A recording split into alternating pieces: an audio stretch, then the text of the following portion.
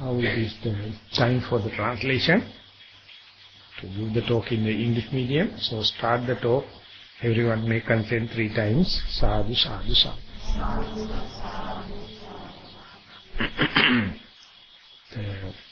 Today it was the 9th day, and we were dealing along the same subject, the understanding of the 2 extremes and the middle path, on how to travel in this middle path without getting attached to very middle path, and that is the way we can get it off or do away with this desire or the tanha. And if someone can achieve it, the Buddha, the omniscient one, is ready to call such a person as a great person. So that is the word meaning of the stanza that we are going to deal with. As we have discussed, it has become a subject matter for a discussion, and therefore accordingly different elderly monk, each elder who took part in the discussion has given different interpretations. So far we have dealt 5 interpretations, and the 6th one is the day's topic. And according to the 6th interpretation, that particular elder telling, we are usually get amused by the self-notion, or otherwise the mere arising of the self-notion or self-centered idea. These are the 2 extremes covering our day-to-day time, and we keep ourselves busy. Due to this busyness, we fail to see the very cessation of the self-notion or the self-centered idea. So therefore, in a sense, the meditation is to just to see the cessation part of the very self-notion or self-centered idea, and even without getting attached to that very concept of selflessness, one has to trot the path. That is how one can get rid of this, one can get escape from this fabrication, from this tanglement.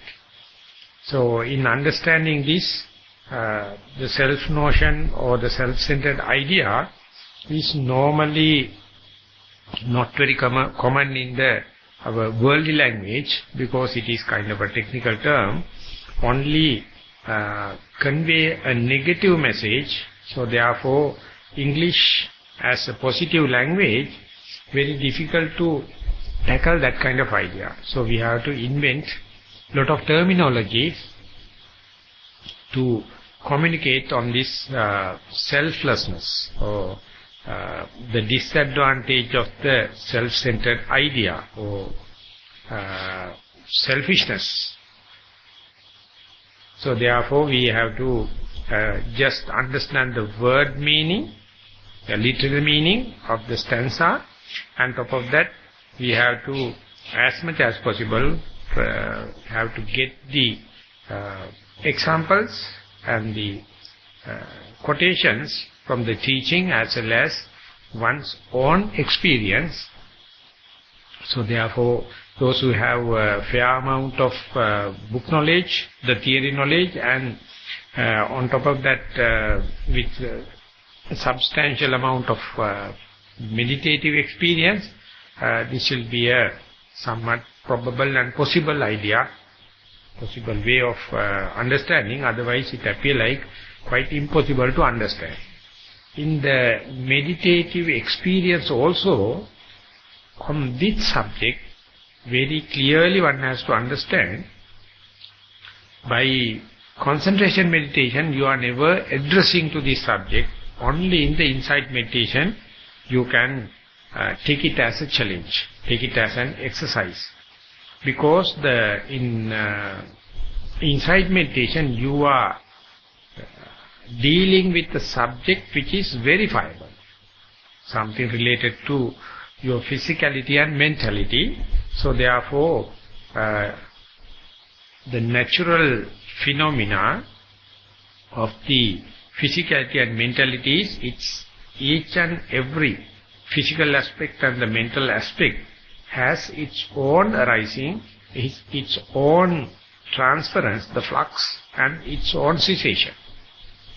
So when someone is observing the phenomena as and when it arises, and without a delay, diligently, usually the untrained mind, unmindful attention, and the unconcentrated or scattered mind, if at all, will see the middle, the persistent thing.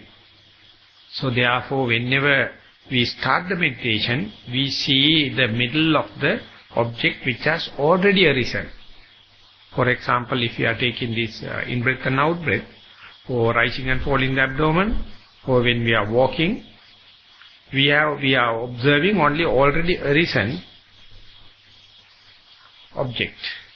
Already arisen in-breath, already arisen out-breath, already arisen rising and falling or steps. Even the day-to-day activities, we are not sharp enough to see their origin.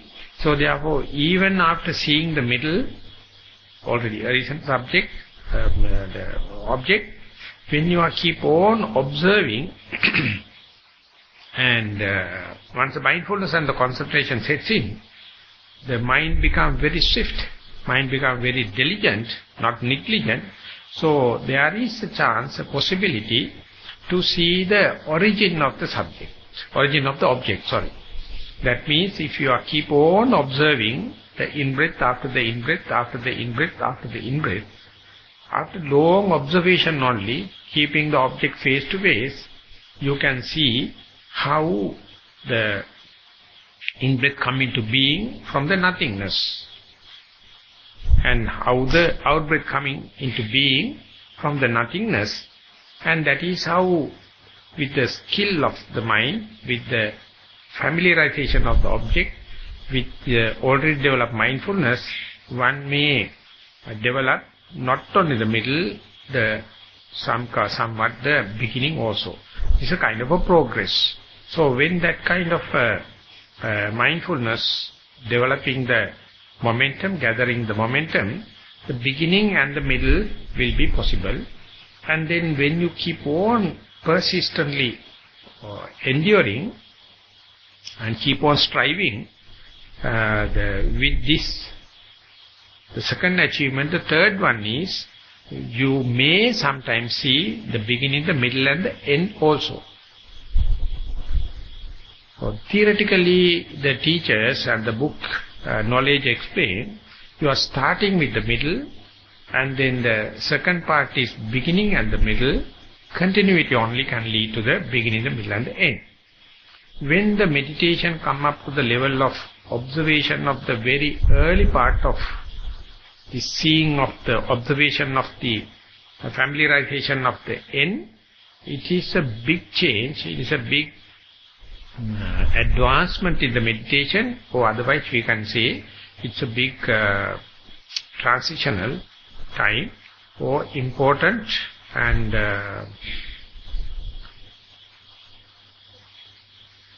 critical stage, critical development, because there are a number of factors interfering, a number of factors complicating the situation.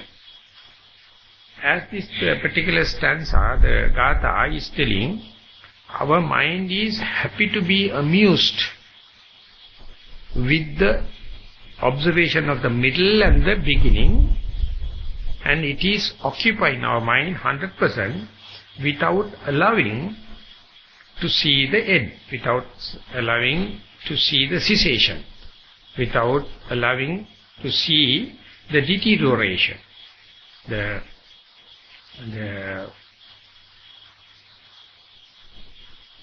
wear and tear and worn off situation of the object. So therefore, when and where objects appearing in terms of the beginning, middle and the end, we feel something awkward, we feel something uncomfortable, we feel something as if something wrong, and kind of a irritation, kind of a discomfort arising to see the end. So that is why this particular elder is telling, our mind is happy to see the beginning and the end of any phenomena, but we feel uncomfortable, we feel something irritating to see the end. For example, we can see, we are happy to meet people, happy to develop the number of friends and the association, and observation is still happy to see newly born babies, but your friend or newly born baby, when it's going to die, reaching the sinking age, we feel it is something uncomfortable, it is something unforeseen, it is something unfortunate. Exactly the same, we are happy to see the flower buds, we are happy to see the blooming flowers, but we are not happy to see when the petals are falling down. Everywhere, every phenomena, we have a aesthetic idea about the beginning or the middle, but everything has invariably the end. We try to avoid it. Our eyes are blind to it. Our literature and our aesthetic ideas consider it as something negative, something unfortunate. Exactly, if you see the in-breath, you may see the in-breath in the middle, and if you are really striving through, you can begin to see the inception of the beginning. But whenever you are going to see the end of it, that is the point I mentioned as very critical, the boredom arises, the monotony arises. You feel uncomfortable. Sometimes it manifests as if the thoughts are increasing, like. It manifests as if the bodily pains are increasing, like. It manifests as if outside sounds are destructive and intruding, like. That happens because you develop some kind of uncomfortability to see the end of the phenomena. So this is from the yogis' reportings. We can understand whenever the rising object, in-breath or out-breath, going to end up with the cessation, one has to keep on observing for a few minutes, then only you can go up to that kind of a high level of concentration and the mindfulness. And when the cessation going to happen, the discrimination between the in-breath and out-breath become merged each other. The beginning and the middle has their individual characteristics, individual features you can discretely understand. But when it is going to the ending, the cessation, the wearing out and worn out situation, it has some similarities. So therefore, the observation itself is not encouraging. So that is the point where often these external distractions appear to be amplified, and yogi appear to be discomfort, and that is how our desire is going to weave, going to fabricate the whole picture only with the beginning and the middle, without making any room for someone to see the cessation part. So whenever such a object becomes less and less discrete and less clear-cut with the boundaries, merging each other, you feel disinterest. When this disinterest, if you are not keen enough to note, you feel like mind go into the slimy situation, sleepy, and sloth and torpor sets in. And after a while only, you will just awake with a jerk to understand you have been absent from the observation, and this phenomena, the reappearing of your reappearing of self-identity, coming into being of yourself is very prominent, but disappearing of yourself is very vague, very difficult to tackle. So when that kind of slip of the mindfulness happens, sometimes it appears like falling into sleep or sloth and torpor. And when that happens again and again, the teachers are knowingly asked just to observe the object, meditation object, which is becoming subtler and subtler. More and more the object becomes subtle, your self-centeredness, egoistic idea becomes weaker and weaker and weaker, that due to the uncomfortability, either it drops the object and search for thoughts, sounds and pain, or fall into sleep. When that episode is finished, again you will be with a jerk awakening into the object, and there again the self-notion will be reinforced. You recognize yourself again. So when that phenomena happen itself, you can see the disappearance, the sleeping part, the subtler part, our mind find very difficult to comprehend. That is because from the long time since, we have been amused with the full-fledged self or arising of the self, but we never familiarize with the cessation of the self. So therefore one has to knowingly understand whenever the boredom happens, whenever the monotonous, whenever the uncertain, whenever the fearfulness, whenever the bewilderment arises, this is a kind of a sign that the self idea is becoming weaker and weaker. It's about to disappear. It is about to cease to exist. So this point is getting mind become bewildered. Mind become puddled and muddled. And therefore yogi understand, if the yogi is going to understand with this kind of a hatred, or latent tendency of the hatred is going to dominate, definitely he or she will give a completely different account, a wrong account in the interviews. But if he or she is prepared and understand this, it will be a real critical examination or question paper that one can go through and understand how the mind is how the mind tricks, how the perversions are working, how the self-cheating is going on, and that is why one has to have a certain amount of theory understanding, one has to have a certain amount of rapport with the advanced yogis or interviews and discussions, then only one can master this kind of bottlenecks.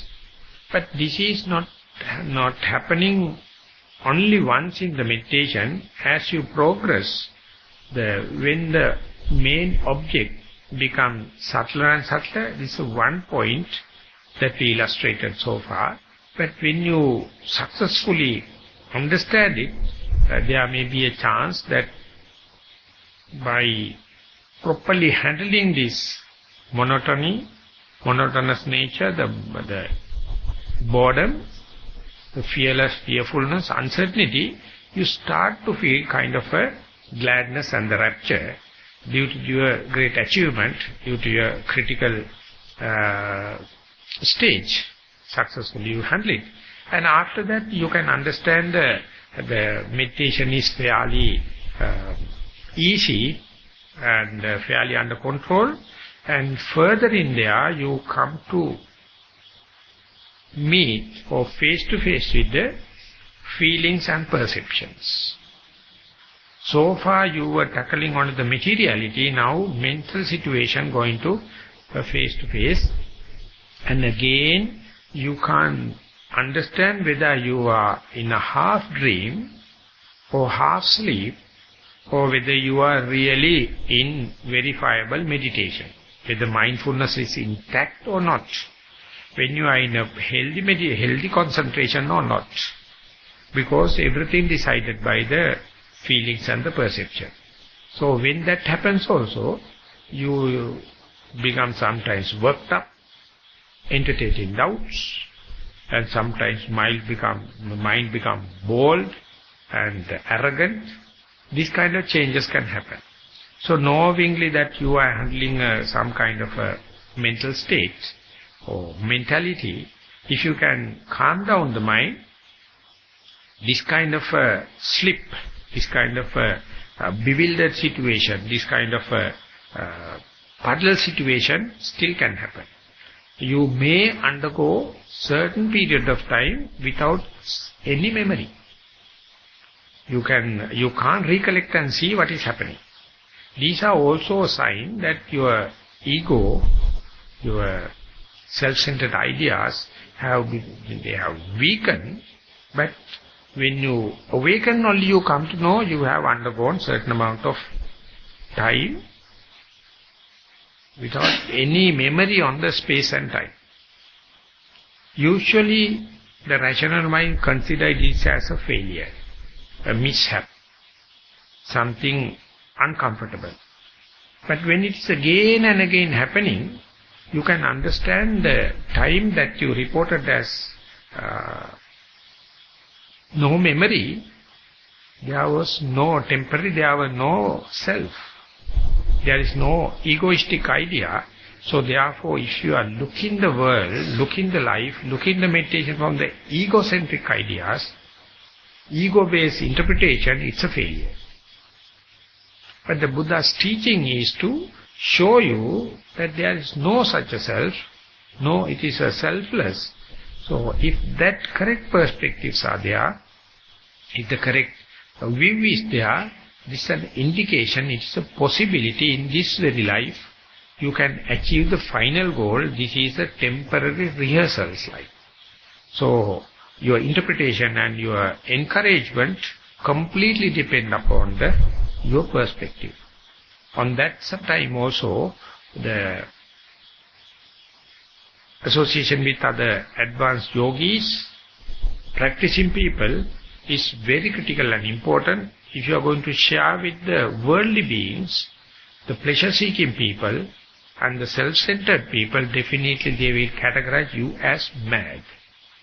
You are psychologically upset. They will recommend you to go to a psychiatrist and end up with the asylums. Because the whole world is in such a self-boosting and self-centered grammar, constitution, worldly frameworks, everything is such. So when the yogi is practicing and about to see, his self-notion is dissolving and disappearing, wearing out. So he has to take the refuge of the Buddha, Dhamma, Sangha and one's own precepts. So therefore this particular monk is telling, our mind is happy to be amused only by observing the self-notion and its rising, but it feels quite uncomfortable. It is blind towards the cessation. Even if you see the cessation, that has different interpretations, so therefore you have to tackle it in the wise way, or radical reflection or wise reflection. Then only you can understand you are going against the grain, and then only you can do away with this desire, these fabrications, and therefore it is worth calling the trip is complicated. It is profound. Teaching is profound. But anyway, if you have theory knowledge and certain amount of deductive knowledges, and if you can continue with this meditation, strive through without giving up, changing the object, changing the teachers, changing the place, changing the other kind of thing, your each and every mistake will be a teacher with time to come. So therefore this interpretation is very important, and therefore whenever you observe something in a meditation, don't try to interpret them, just report them. If you are going to interpret it, you are only interpreting through the egoistic idea, ego-centered idea. Therefore your presentation will be, it is misleading for the listener. So therefore simply you have to report what did you see. Don't interpret it. Interpretation itself is coloring the situation, because our perversions and egocentric ideas are pervaded, it is ever present. So without arriving at a decision, continuity of the practice as well as reporting in the things as they are is important in this juncture. So that is why the vipassana meditation or insight meditation is, it demands certain amount of wisdom, certain amount of radical approach, and if you have a radical approach and if you are continuing, you will understand this as the highest blessing or lasting blessing. So that is what I thought of sharing with you all as an interpretation to the Sinhalese talk. Thank you very much for listening. So we have almost taken about 30 minutes, and now it is, as we agreed, the time for discussion. I will start with this question raised in the English medium, and then some of the Sinhalese one also.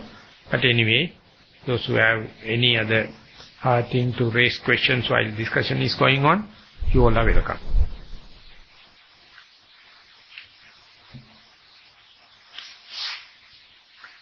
Can we break the third precepts by sexually fantasizing? I doubt the term fantasizing about the somebody else's husband. So that means that what is the transgressional point, or what is the transgress? It says that the first parajika, it says a bodily contact must be there. The wet skin to wet skin connection is the one recognized as the sexual intercourse. If it is not so, the complete breakages is not there, but the violation can take place. So therefore, that if you are talking about the third precept, specifically for a higher ordained monk or a nun, or a bhikkhuni, this says that touch of the wet skin, where the mouth, the anus, or the sexual organ contact each other even up to the mustard seed or sesame seed level, that means the breakage or transgression. Up to that, there are other number of offences along the same sexual, but it is not breaking the precepts. So therefore, this is someone has to understand from the social level, someone has to understand from the Vinaya point of view, someone has to understand from the Upasampada point of view. So it is kind of a array, it's a big range. So therefore, if you wish to study this, I can recommend a book up to this much of thickness with the A4 papers. So much you have to read. So specifically on this first parajika, parajika means, that means of course it is applicable to the high ordained monks and the nuns, but others also, we have to draw the conclusion with this criterion drawn in this parajika subject. But anyway, that even without the break in the third precept, if someone is going to fantasize with someone else's husband, it's no good. That's so it's a common sense. Please explain the difference between the worldly feeling and the unworldly feelings, as well as the difference between the pleasurable and unpleasurable or painful worldly feelings and the pleasurable and unpleasurable worldly feelings. Does the meaning lie in the intention to renounce sensual pleasure, or in the perceptual interpretation of the feeling itself? The best sutta is Salayatana Vibhanga Sutta in the Majjhe Nikaya. It says that as far as the feelings are concerned, if you take the whole animal kingdom, there are 36 passages, 36 avenues and 36 ways. And at the beginning Buddha says there are 36, and then he asks what are the 36. He says if you take the The eye, the ear, the nose, the tongue, the body and the mind, 6 senses. And all these 6 senses, there is a, it says, household pleasure, renunciated pleasure. Gehasita sukha, nekkammasita sukha. This question is asking, it is worldly and unworldly. So you have to carefully use the terms, otherwise it will be misleading. So the household kind of a pain is there, it means unpleasurable feelings, and the renunciated kind of painful feeling is there. Household level pleasure is there, the renunciated kind of a pleasure is there. Household level no pleasure, no pain is there, the renunciated no pain, no pleasure is there. Easily you can draw the parallelism, the materialistic pleasure, the tangible pleasure, or the sense organ connected pleasure is what we call the worldly pleasure. Amisha priti, amisha vedana. The other one is immaterial kind of pain is there, pleasure is there, no pain, no pleasure is there. For example, whenever the eye is contacted with the visual object, it can be either happy or unhappy for the untrained mind. This kind of visual object coming in contact with the eye sensitivity is completely materiality. It can be measurable. You can see the shape, the color, the manners and everything. So it is called worldly. But when you close your eyes and when you are observing the object, keep on observing, sometimes the light perception can happen and there the pleasure can happen. That pleasure is not related to any material, it is rather absence of material. That is you call immaterial kind of pleasure. That is what the renunciated people expect. By closing the eyes and meditating, sometimes you see good thing and bad thing. So accordingly, the pleasure and pain arises, that is not related to the material. The ear with the sound, and the nose with the smell, the tongue with the taste, the body with the tactile sensation, and the mind with the Dhamma objects, exactly the same way the Buddha is explaining. The materialistic world or physical world or scientific world, we can say, only knows the material pleasure. So they are talking about this minuous or lowly level kind of a pain, pleasure and no pain, no pleasure situation. But when you renounce and go to a solitude place, close your eyes, no distraction from the sounds, and when you keep on meditating, you feel the pleasure of absence of sound. Sometimes you feel this as an irritation. Absence of sound as an irritation, no absence of sound as a reason to be glad. So this is how the no sound can make pleasure and pain and pleasure. Sometimes you are indifferent to that. That is to say, no pain, no pleasure. So therefore, as the latter part of the question going to lead, does the meaning lie in the intention to renounce the sensual pleasure? It is not the intention. It is material related or immaterial related. Intention is not matter. And or in the perceptual interpretation of the feeling itself, that is somewhat close to the answer, the correct answer. So therefore one has to understand worldly feeling means the sense organ connected feeling or materialistic feeling. Unworldly in this sense is not related to the materialistic thing. It is immaterial kind of pleasure, niramisha sukha and amisha sukha. But the sutta is not going to end with these two. It is leading to the avedaita sukha. That is leading to the nibbana that you can't put into words. So understanding the worldly pleasure as the lowly kind and the materialistic pleasure and the worldly pleasure as the lowly, and unworldly and immaterial pleasure is the superior kind.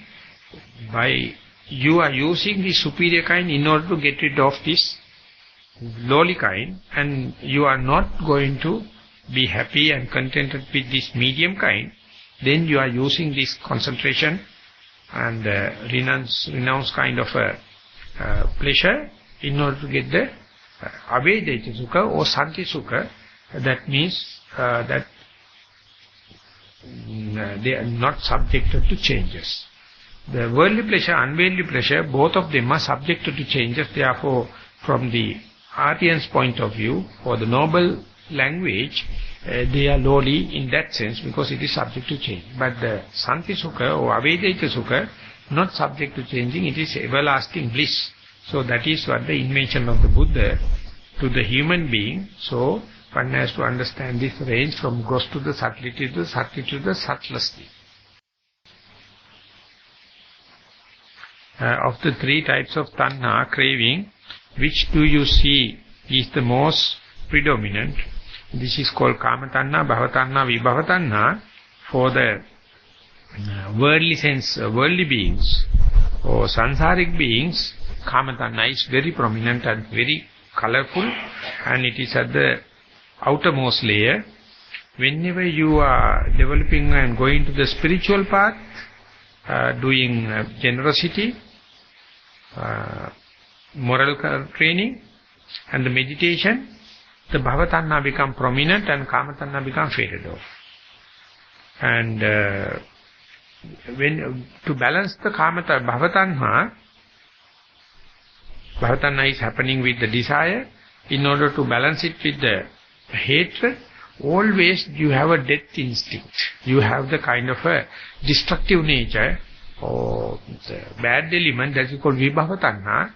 The bhava tanha is the continuity, expectation, the continuity. Vibhava tanha is cutting off the continuity.